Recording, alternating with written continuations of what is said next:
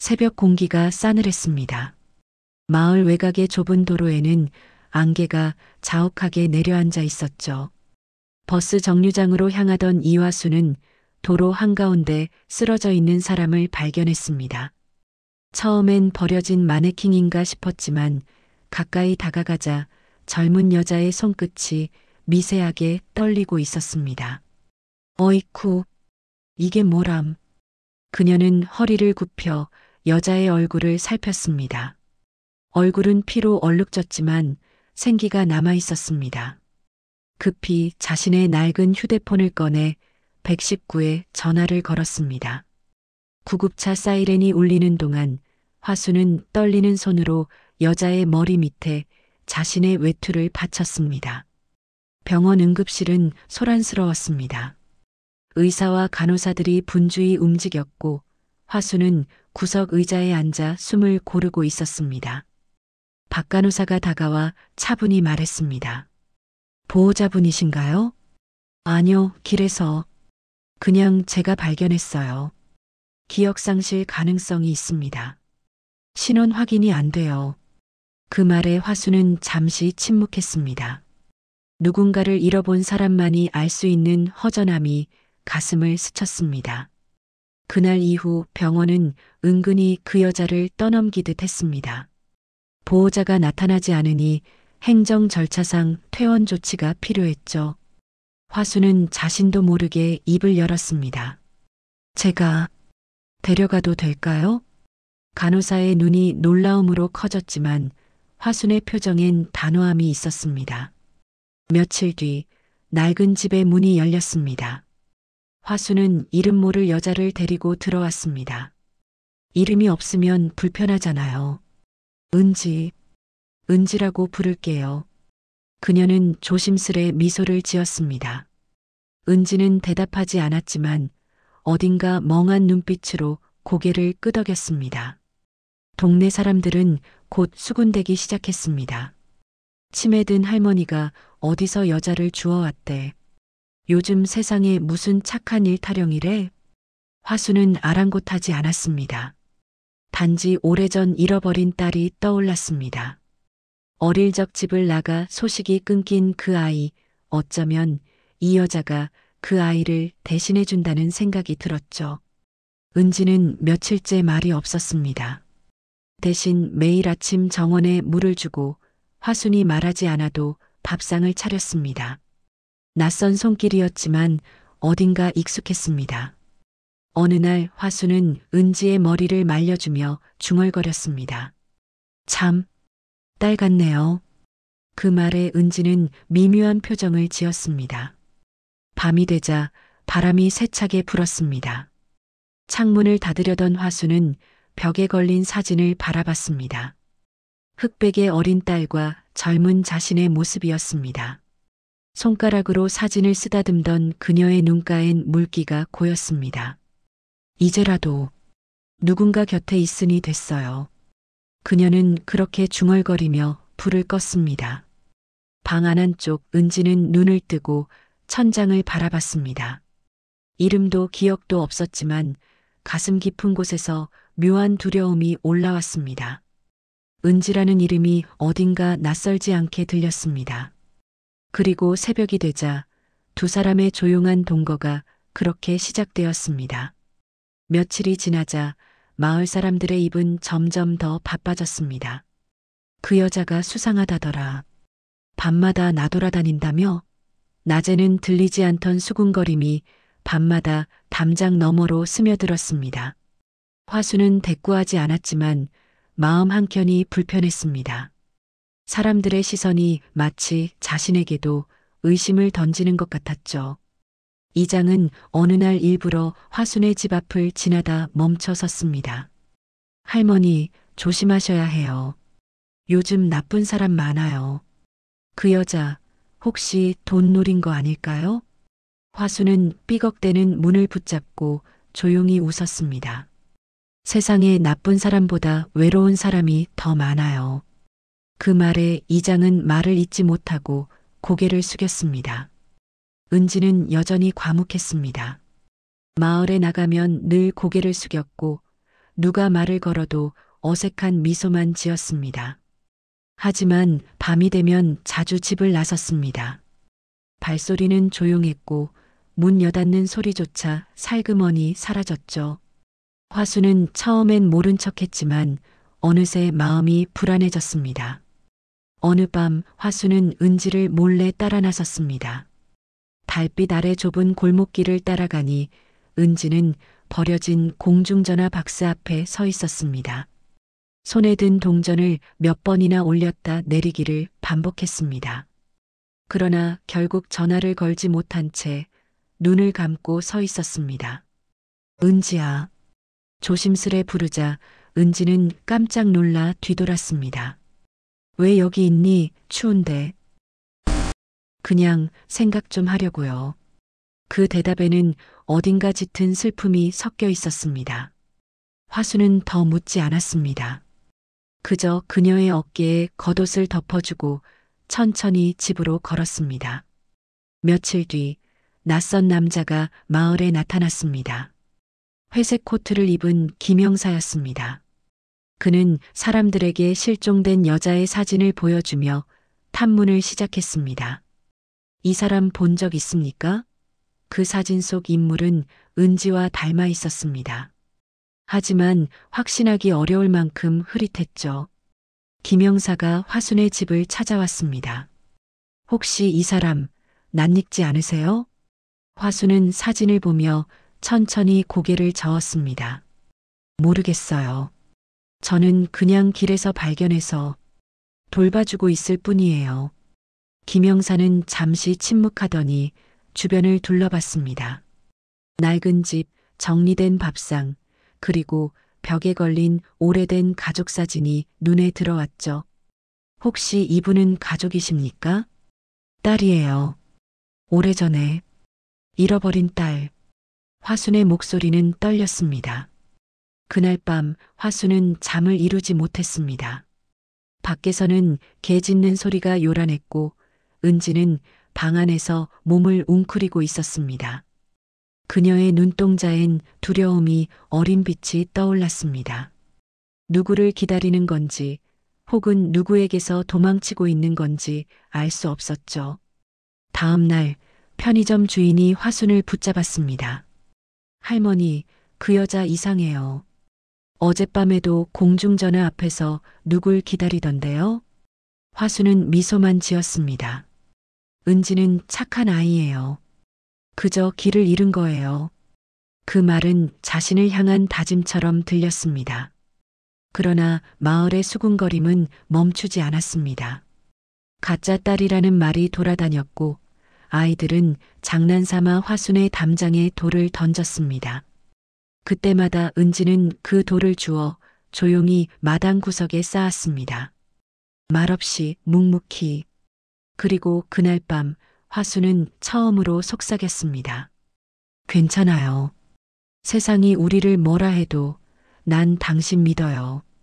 그녀의 목소리는 바람보다 잔잔했지만 그 안엔 단단한 의지가 담겨 있었습니다. 그 말에 은지는 고개를 숙였고 눈빛이 잠시 흔들렸습니다. 그 순간부터 두 사람의 관계는 누군가의 시선이 아니라 비밀로 묶인 운명처럼 얽히기 시작했습니다. 비가 내리던 오후였습니다. 창문을 두드리는 빗소리가 지붕을 울렸고 이화수는 낡은 서랍을 정리하고 있었습니다. 서랍 안에는 수십 년 동안 손때가 묻은 물건들이 뒤섞여 있었죠. 작은 손수건, 오래된 병원 영수증, 그리고 바랜 사진 한 장이 그 틈에서 나왔습니다. 젊은 시절의 자신과 갓난아기를 품에 안고 웃고 있는 모습이었습니다. 화수는 사진을 조심스레 꺼내 들고 한참을 바라봤습니다. 사진 속 아기의 팔에는 작은 화상 자국이 보였습니다. 목이 물린 상처인 줄만 알았던 그 자국은 이제 희미한 점처럼 남아 있었죠. 그녀는 그 흔적을 손끝으로 따라 그었습니다.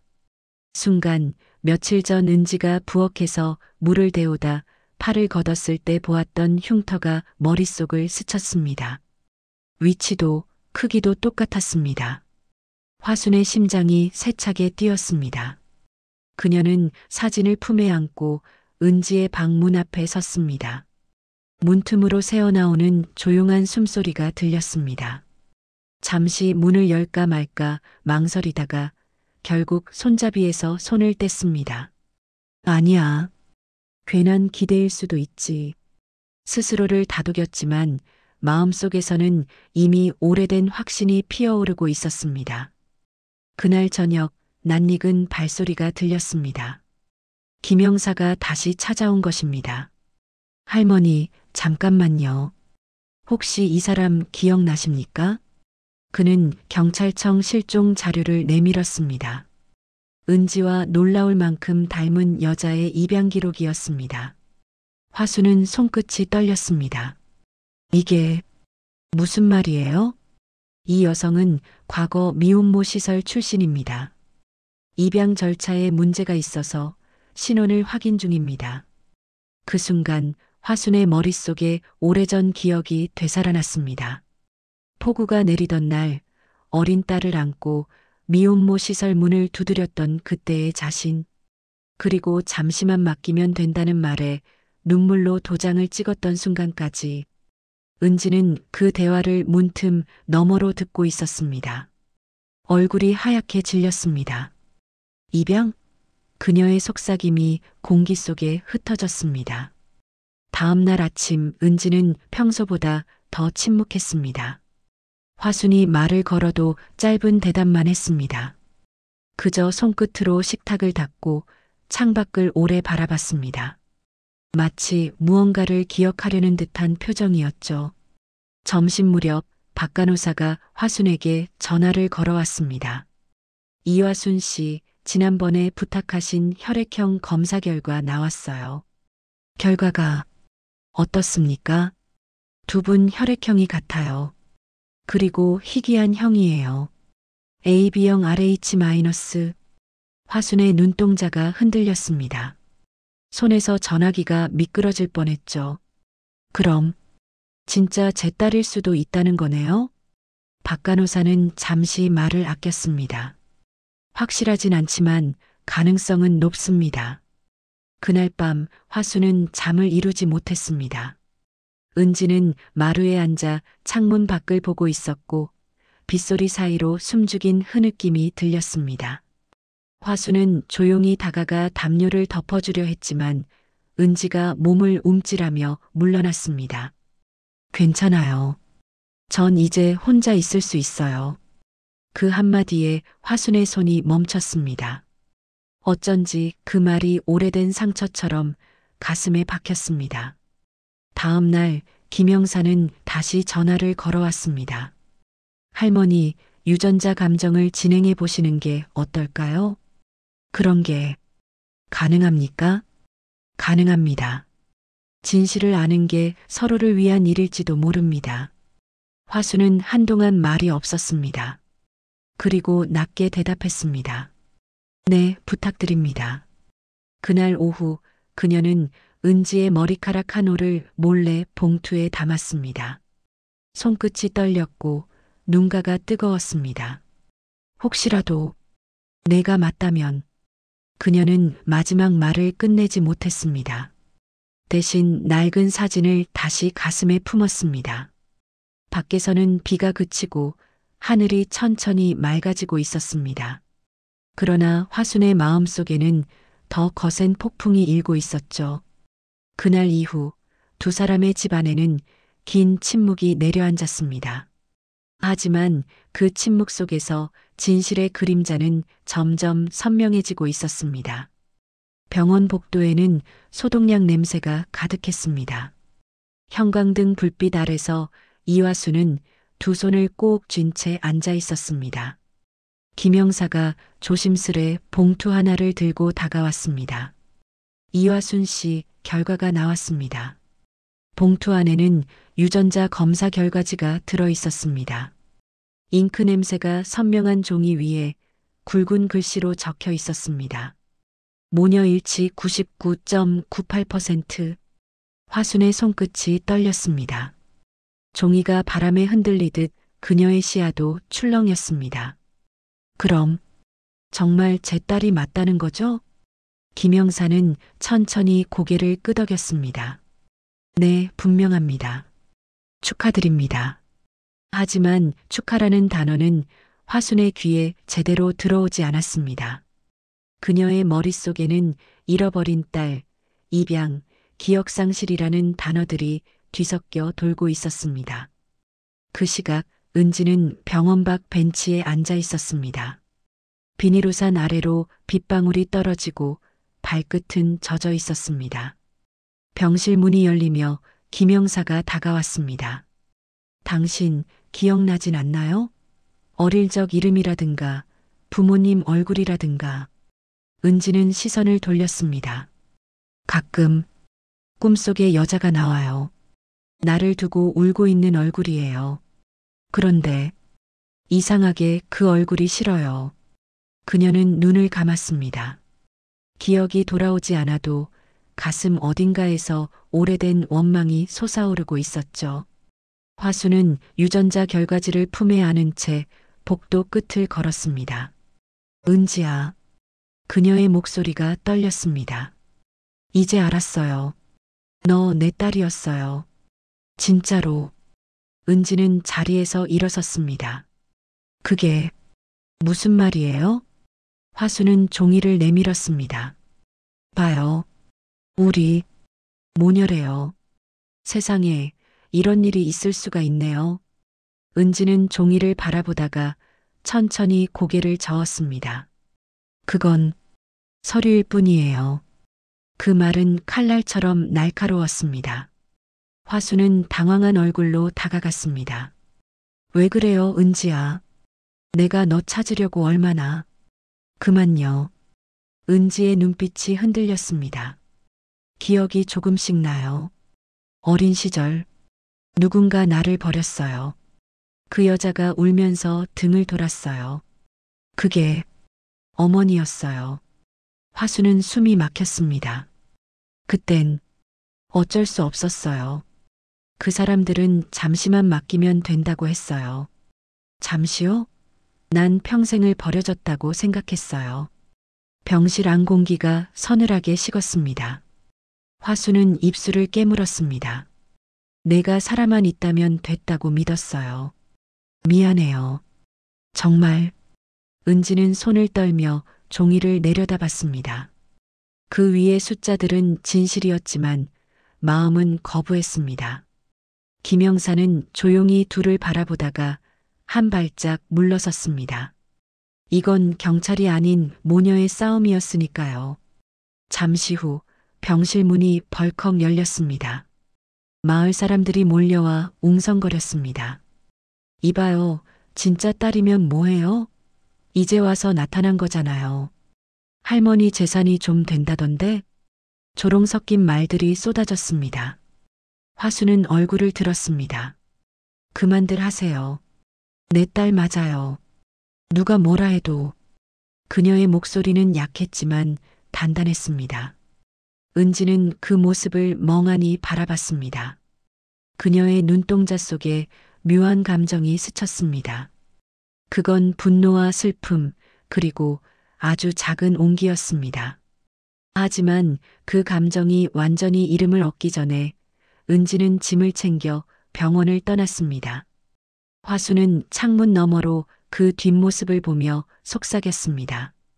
가도 괜찮아요. 언젠간 다시 올 거니까. 복도에는 다시 고요가 찾아왔습니다. 김영사는 남은 결과지를 접어 화순에게 건넸습니다.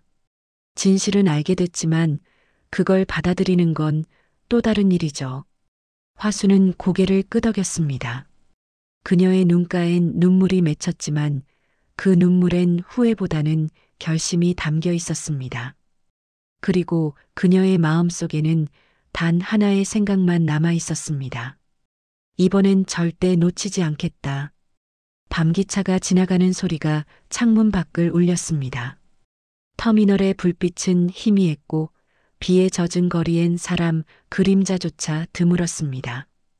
은지는 여행 가방 하나를 옆에 두고 벤치에 앉아 있었습니다. 손끝으로 휴대폰을 만지작거렸지만 걸 번호가 떠오르지 않았습니다. 마음속에서는 알 수 없는 공허함이 파도처럼 밀려왔습니다. 그녀는 스스로에게 물었습니다. 정말 떠나면 괜찮을까? 그때 누군가 다가왔습니다. 흰 코트를 입은 박간호사였습니다.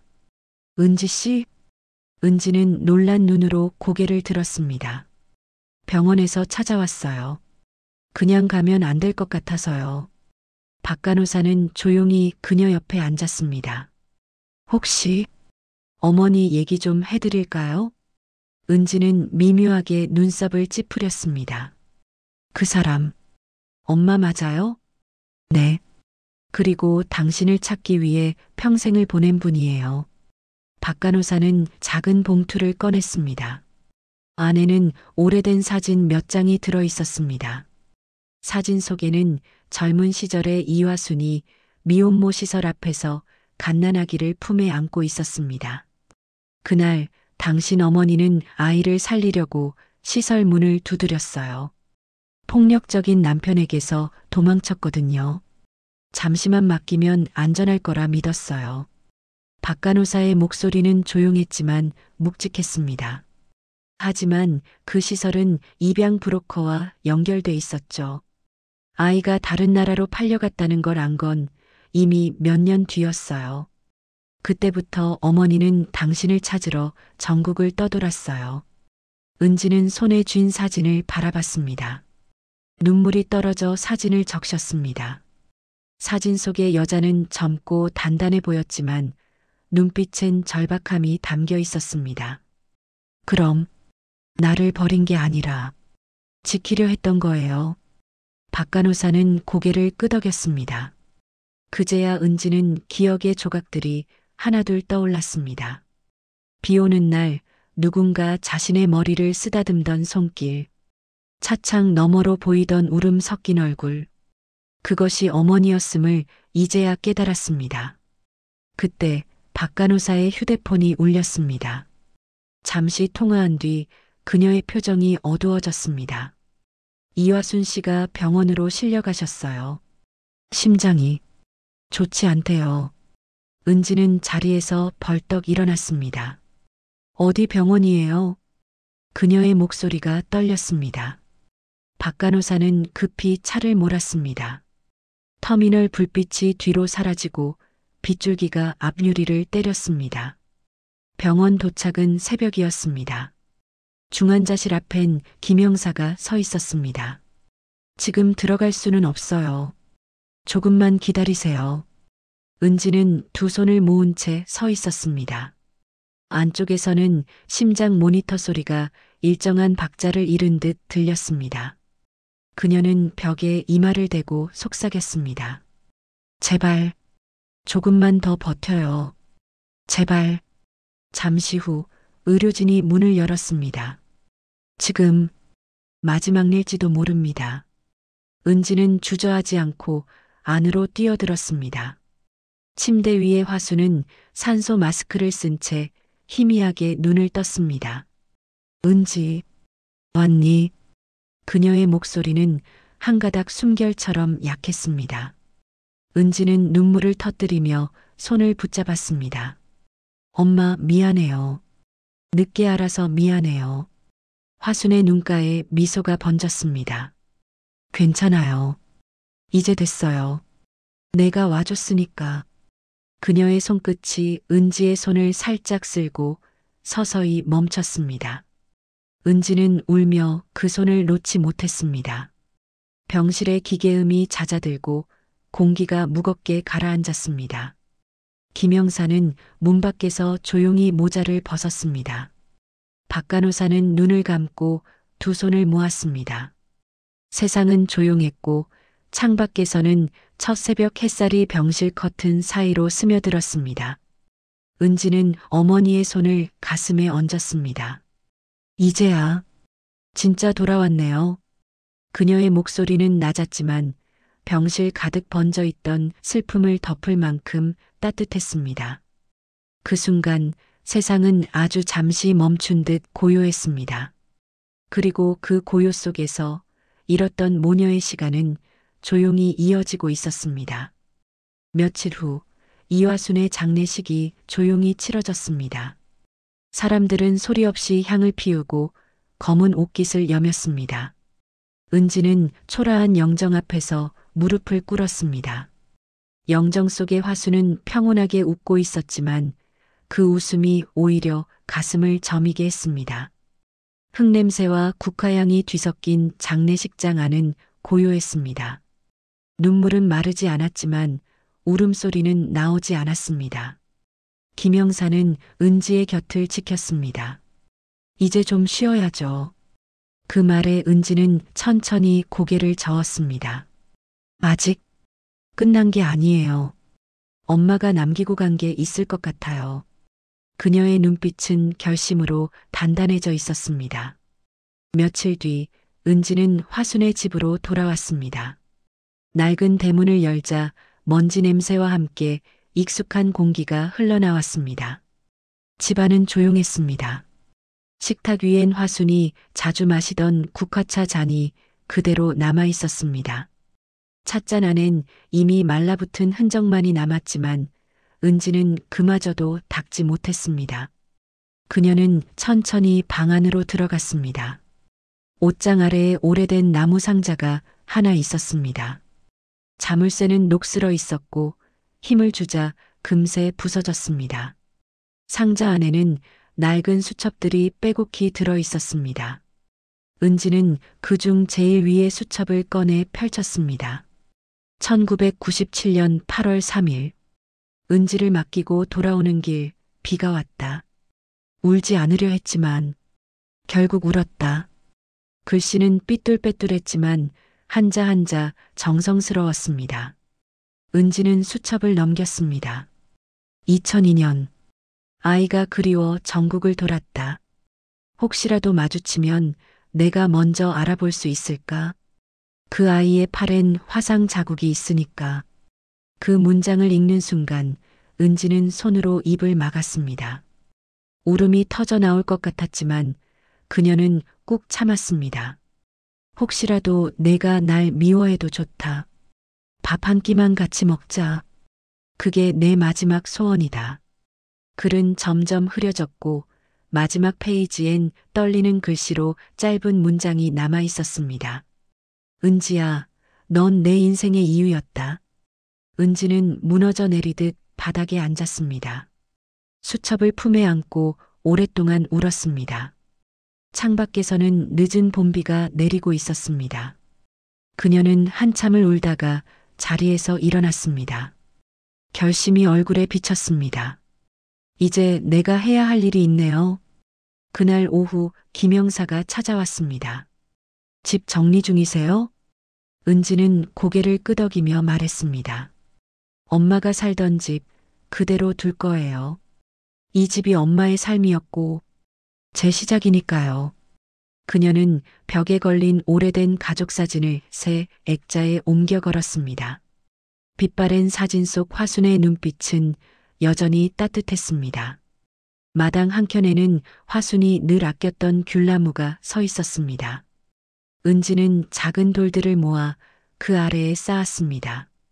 그리고 그 위에 작게 새겼습니다. 엄마의 자리. 그 문구를 손끝으로 매만지며 은지는 속삭였습니다. 이제는 제가 지킬게요. 바람이 불어 귤나무 잎이 살짝 흔들렸습니다. 그 사이로 햇살이 스며들어 은지의 얼굴을 비쳤습니다. 그녀는 눈을 감고 미소 지었습니다. 눈앞의 슬픔은 여전히 남아 있었지만 그 안에는 이제 따뜻한 평화가 자리했습니다. 잠시 뒤 열린 창문으로 일기장 한 장이 바람에 날려나갔습니다. 하얀 종이는 공중에서 빛을 받으며 천천히 회전했습니다. 그 위에는 흐릿하지만 또렷한 글씨가 적혀 있었습니다. 사랑한다, 은지야. 은지는 그 종이를 바라보며 조용히 속삭였습니다. 나도요, 엄마. 그녀의 목소리가 귤꽃 향기와 함께 흩어졌습니다. 그리고 그날 세상은 아주 잠시 멈춘 듯 고요했습니다. 하지만 그 고요 속에는 다시 피어나는 삶의 숨결이 느껴졌습니다. 봄이 다시 찾아왔습니다. 마을엔 귤꽃 향기가 가득 퍼졌고 하얀 꽃잎들이 바람에 흩날렸습니다.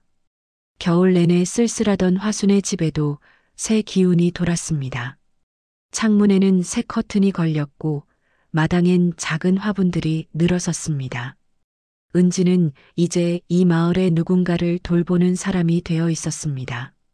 이른 아침 은지는 노인복지센터로 향했습니다. 간호보조로 일하며 어르신들의 혈압을 재고 약을 챙겨드렸습니다. 손이 느리고 말이 느린 할머니들에게 늘 웃으며 다가갔습니다. 오늘은 날이 참 좋네요. 조금만 걸어볼까요? 그녀의 목소리는 조용했지만 다정했습니다. 예전의 두려움은 사라지고 대신 단단한 평온이 자리를 잡고 있었죠. 점심 무렵 김영사가 센터로 찾아왔습니다. 여기 있었군요. 일 잘하고 계시네요. 은지는 반갑게 미소 지었습니다. 덕분이에요. 이 일 엄마가 했다면 좋아했을 것 같아요. 김영사는 귤차 한 병을 꺼내며 말했습니다. 할머니가 남긴 나무에서 올해 첫 귤이 열렸답니다. 한번 마셔보시죠. 그는 병을 열어 컵에 따라 주었습니다. 향긋한 향이 공기 속에 퍼졌습니다. 이제 사람들이 뭐라 안 해요? 이젠 달라졌어요. 은지는 천천히 웃었습니다. 이 마을 사람들, 저를 할머니 딸이라고 불러요. 그녀는 그 말이 자랑스러운 듯 눈을 반짝였습니다. 사람들이 오해를 풀었나 보네요.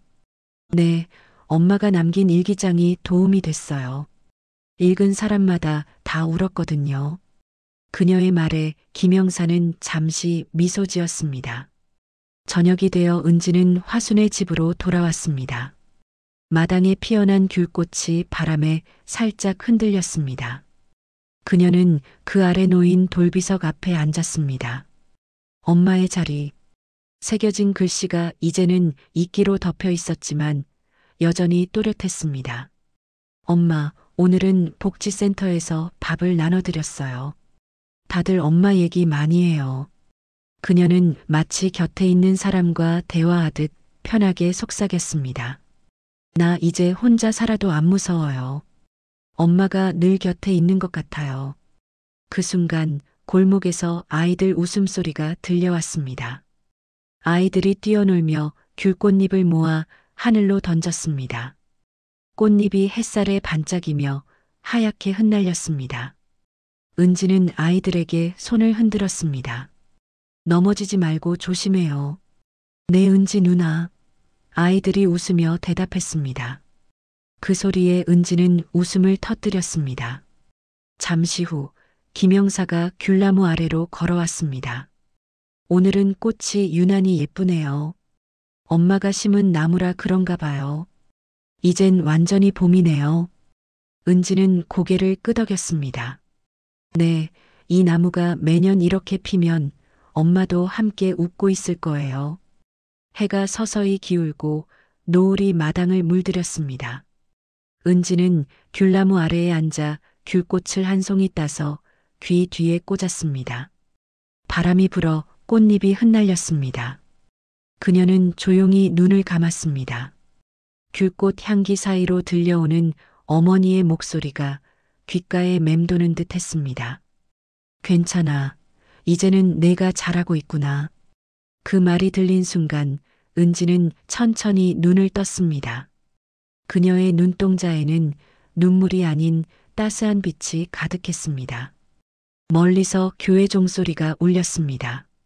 마을은 여느 때처럼 평화로웠고 저녁 노을 속 귤나무는 환하게 빛났습니다. 그날의 봄은 유난히 따뜻했습니다.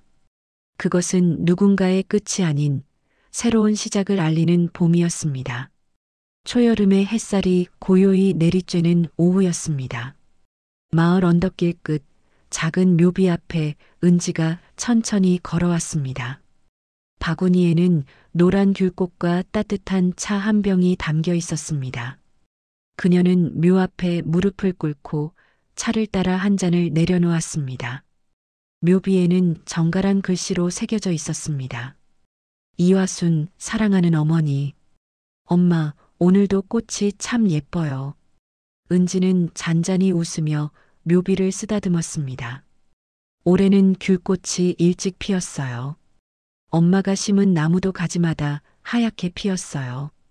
바람이 불어 귤꽃 향기가 묘비 주변을 감싸 안았습니다. 은지는 가방 속에서 낡은 일기장을 꺼냈습니다. 햇빛의 바램 표지, 달아진 모서리, 그리고 한쪽 귀퉁이가 접혀 있던 그 일기장은 화순이 세상을 떠나기 전 마지막까지 품고 있던 것이었습니다. 은지는 일기장을 펼쳐 마지막 페이지를 읽었습니다. 운명은 내게 잔인한 장난을 쳤지만 그 장난 덕에 너를 다시 품을 수 있었다. 그 문장을 읽는 순간 눈가가 다시 뜨거워졌습니다. 그러나 이번엔 슬픔이 아니라 따스함이었습니다. 엄마, 운명은 참 신기하네요. 처음엔 우리를 갈라놓았지만 결국 다시 만나게 해줬어요. 그녀는 미소 지으며 일기장을 품에 안았습니다. 잠시 침묵이 흘렀습니다. 귤꽃잎 하나가 바람을 타고 내려와 무릎 위에 떨어졌습니다. 은지는 그것을 손끝으로 조심스레 집어들었습니다. 이제야 알겠어요. 엄마가 왜 그날 그렇게 말했는지. 괜찮다, 이제 됐다. 그건 나를 용서한 말이 아니라 스스로를 놓아주는 말이었죠. 그녀의 목소리는 낮았지만 단단했습니다. 바람이 조금 더 세차게 불었습니다. 그 바람에 일기장의 한 장이 휘날려 날아갔습니다. 은지는 자리에서 일어나 그 종이를 따라갔습니다. 종이는 하늘로 부드럽게 올라가더니 잠시 빛을 받으며 귤나무 쪽으로 날아갔습니다. 그녀가 다가가 종이를 집어들었을 때 종이 위에는 오래된 가족 사진이 붙어 있었습니다. 젊은 화순과 아기 은지가 서로를 향해 웃고 있는 사진이었습니다. 은지는 사진을 두 손으로 감싸 쥐었습니다. 이제야 진짜 가족이 된 것 같아요, 엄마. 그녀는 천천히 하늘을 올려다봤습니다. 맑은 하늘 위로 구름이 천천히 흘러갔고 햇살이 부드럽게 내리쬐었습니다. 귤나무 잎이 반짝이며 흔들렸고 그 사이로 하얀 꽃잎이 떨어졌습니다. 그 모습이 마치 화순의 미소 같았습니다. 은지는 묘비 앞에 앉아 사진을 품에 안았습니다. 엄마, 이젠 제가 엄마 목까지 살게요. 걱정 마세요. 이 마을에서 엄마처럼 따뜻한 사람이 될 거예요. 그녀는 미소를 지으며 고개를 숙였습니다. 귤꽃 향기가 짙어졌고 바람이 머리카락을 부드럽게 스쳤습니다. 노을이 언덕을 붉게 물들이기 시작했습니다. 하늘 아래 은지의 그림자와 묘비의 그림자가 나란히 이어졌습니다. 그리고 그 위로 한 줄기 햇빛이 스며들어 두 그림자를 하나로 묶었습니다. 멀리서 아이들이 웃으며 뛰어놀았고 새들이 귤나무 가지 위로 날아올랐습니다. 은지는 천천히 일어나 뒤돌았습니다. 그녀의 눈동자 속엔 더 이상 슬픔이 없었습니다. 대신 새로운 시작의 빛이 가득했습니다. 화면이 천천히 멀어지고 귤꽃이 바람에 흩날리듯 장면이 희미해졌습니다. 그리고 화면 위에 자막이 떠올랐습니다. 가짜로 시작된 인연, 진짜가 되어 남았다. 그 말과 함께 잔잔한 피아노 선율이 흐르고 귤나무 아래 두 사람의 사진이 마지막으로 비쳤습니다. 화면은 서서히 어둠 속으로 잠겼고 귤꽃 향기만이 끝까지 남아 있었습니다.